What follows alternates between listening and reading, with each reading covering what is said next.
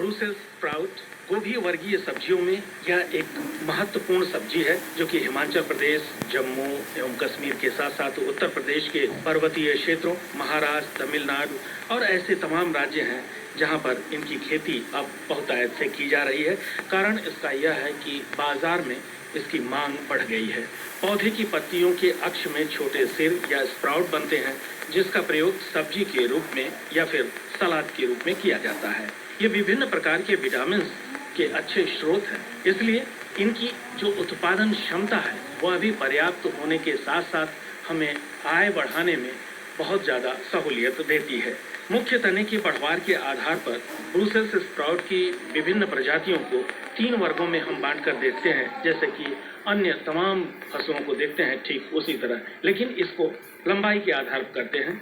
लंबी प्रजातियां, मध्यम लंबी प्रजातियां और बौनी या जिसे हम छोटी प्रजातियां कह लेते हैं वो शामिल होती हैं। लंबी प्रजातियां 60 सेंटीमीटर या उससे अधिक ऊंची होती हैं, तो मध्यम वाली 50 से 60 सेंटीमीटर और जो छोटी वाली होती हैं वह 50 सेंटीमीटर से कम ऊंची होती हैं। जाड़े क्रॉस जो है वह जापानी संकर प्रजाति अधिक उपज देती है। हिल्स आइडियल ये मध्यम में है, यह मध्यम से लेकर लंबी तक इसे मान सकते हैं इसकी, क्योंकि स्थिति होती है कि जैसे हमारे खेत हैं, जैसे हमारा देख रेख है उसके अनुसार यह बढ़ जाती है।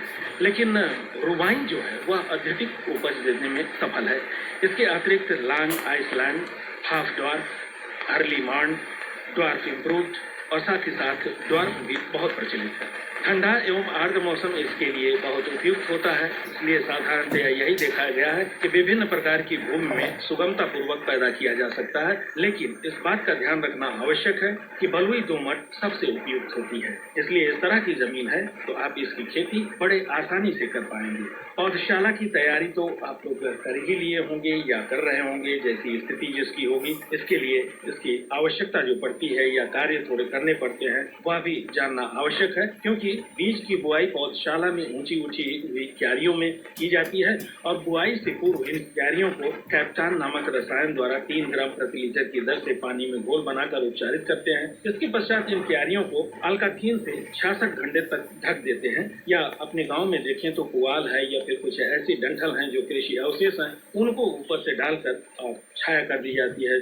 जिससे कि सीधे सीधे उसमें सूर्य की किरणें ना पड़े। इसके उपरांत क्यारी को घास फूस से जब आपने ढक लिया है तो उसको समय समय पर सिंचाई भी फव्वारे द्वारा करते रहने से अंकुरण अच्छे ढंग से हो जाता है। इसके पश्चात समय समय पर आवश्यकता अनुसार नालियों द्वारा सिंचाई करते रहना होता है और बुआई के 35 से 45 दिन बाद पौध रोपाई योग्य तैयार हो जाता है। अब बात आती है कि इसकी जो रोपण की स्थिति है वह कैसी होनी चाहिए, तो उसमें आप यह जरूर जानें कि 10 से 15 सेंटीमीटर लंबी पौध की रोपाई की जाती है, इसलिए साधारणतः 60 सेंटीमीटर गुणे 45 सेंटीमीटर की दूरी इसके लिए पर्याप्त होती है। किंतु प्रजाति, भूमि की उर्वरक शक्ति और फिर साथ साथ इनके प्रकार के ऊपर भी काफी कुछ निर्भर करता है और इसी के आधार पर इसे घटाया या बढ़ाया जा सकता है। 20 से 25 टन गोबर की खाद या कंपोस्ट खाद भूमि तैयार करते समय अच्छी प्रकार से मिला देते हैं। साधारणतः 200 किलोग्राम नाइट्रोजन और 100 किलोग्राम फास्फोरस और 100 किलोग्राम पोटाश प्रति हेक्टेयर की दर से डाला जाता है, जैसा कि अमूमन आपने देखा होगा कि फूल गोभी में आप करते हैं। नाइट्रोजन की 1/3 मात्रा और फास्फोरस और पोटाश की जो है मात्रा वह संपूर्ण रूप से डाल दी जाती है जब इसकी हम रोपाई करते हैं। रोपाई के लिए ठीक वही आप मान करके चले समय नर्सरी का हमने बता ही दिया। जैसे जैसे पौधे 35 दिन पर तैयार होते रहे आगे आप लगाते चलेंगे तो बात बनेगी।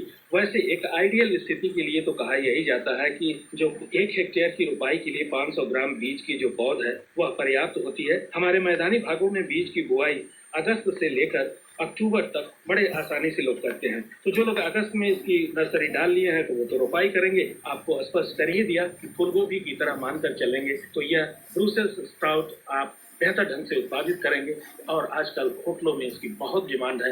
इसकी आपूर्ति करते हुए एक अतिरिक्त आय आप प्राप्त कर सकेंगे। अच्छी जो स्थिति होती है डाइवर्सिफाइड एग्रीकल्चर की, उसमें एक बिंदु यह भी शामिल हो सकता है।